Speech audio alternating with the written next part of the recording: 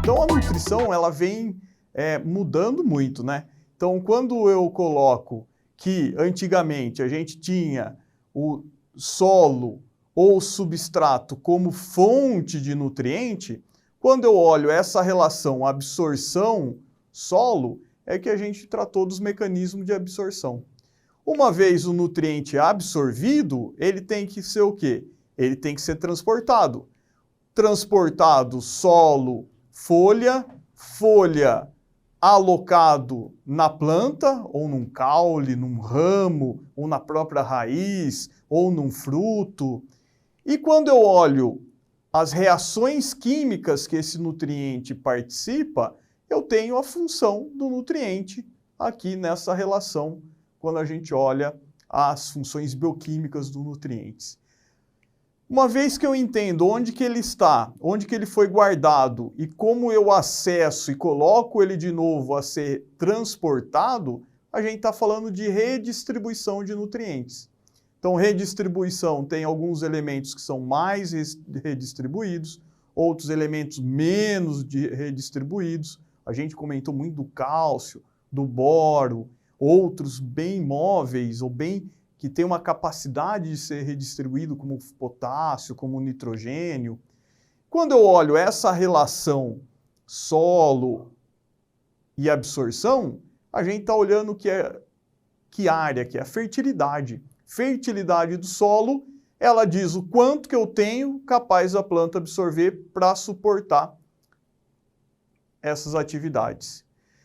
E ainda a gente tem o quê? Avaliação do estado nutricional. Se eu amostro minha planta, minha folha ou minha estrutura, referência, e tenho uma tabela de interpretação do estado nutricional, eu consigo avaliar se minha planta está bem nutrida, se está faltando algum nutriente, se tem algum desequilíbrio.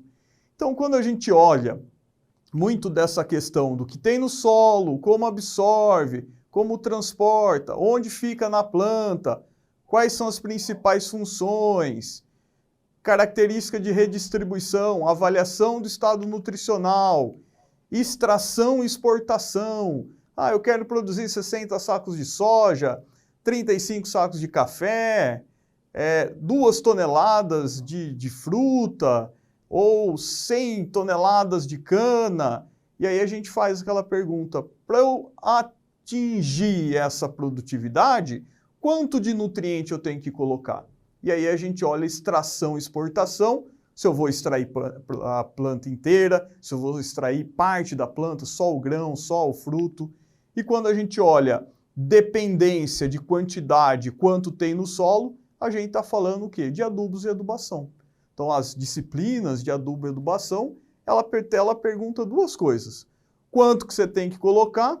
Qual é a expectativa de produzir, e aí a hora que encontra o nutriente, qual que é a eficiência daquele adubo para suportar essa quantidade extraída. Só que a gente pode caminhar para entender o quê? Processos fisiológicos. E o que são processos fisiológicos? São um conjunto de reações químicas que explicam um fenômeno, um processo fisiológico dentro da planta. Então, quando eu vou falar de fotossíntese, a fotossíntese depende de uma série de reações que esse conjunto de reações caracterizam o processo fisiológico da fotossíntese. E assim, quando eu falo de fixação biológica de nitrogênio, então eu tenho a nitrogenase, eu tenho a quebra de ureídeos, eu tenho dependência de açúcar para que aquele nódulo funcione. Então, uma série de reações que faz a entrega de um nitrogênio para a cultura da soja. A própria fotossíntese, que eu acabei de comentar aqui com vocês, mecanismo de defesa de estresse biótico, o estresse de ataque de praga, de doença, de nematóide, tem uma série de reações químicas que permitem que a planta defenda desses estressores bióticos. Estressores abióticos, estresse hídrico, estresse de radiação, estresse térmico, próprio frio, tem uma série de reações químicas que se somam em processos fisiológicos que traz tolerância. Próprio florescimento, granação, enchimento de uma estrutura, de um fruto, de um grão, e a maturação. Quando a gente fala, por exemplo, de uva, que é um período importante de maturação, o próprio café, que tem uma fase de maturação muito importante. Então, quando eu olho todas essas questões de reações químicas, como os nutrientes interferem nessas reações, o conjunto dessas reações, a gente tem a nutrição aplicada na fisiologia. Então vejam que quando a gente olha para a nutrição clássica, a gente ainda perguntava mobilidade de nutrientes, onde que o nutriente está, para onde que ele vai, como que eu avalio o estado nutricional da planta. Hoje não. Hoje o que a gente pergunta? Como que eu maximizo FBN, maximizo fotossíntese, como eu minimizo danos de estresse biótico e abiótico, como que eu melhoro o florescimento e retenção de estrutura, como melhoro granação, como que eu deixo o meu produto com maior qualidade. Então vejam que as perguntas, elas modificaram e muitas vezes a gente chama isso de nutrição aplicada na fisiologia, nutrifisiologia. E a adubação foliar, ela tem papel fundamental nisso. Só que para a gente entender como que eu uso a ferramenta de aplicação do nutriente na folha, a gente precisa passar por um ponto básico, que é a interpretação da análise de solo.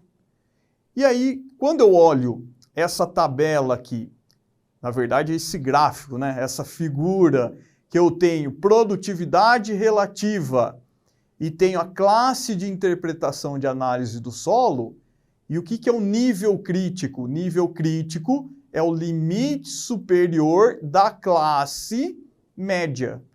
Então, para eu permitir trabalhar uma nutrição foliar voltada para os processos fisiológicos, eu tenho que garantir que meu solo não tenha restrição do nutriente na análise.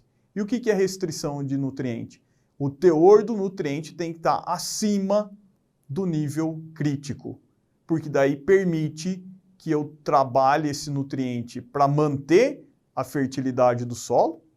Eu não posso fornecer esse nutriente muito mais olhando a expectativa de exportação do que extração, porque uma vez que eu tenho esse nutriente acima do nível crítico, o que esse gráfico diz para mim? Que se o nutriente abaixar, eu só reduzo 10% do meu potencial produtivo. Então, quando eu trabalho os nutrientes acima do nível crítico, eu estou dando condições em quantidade para aquele nutriente suporte alta produtividade.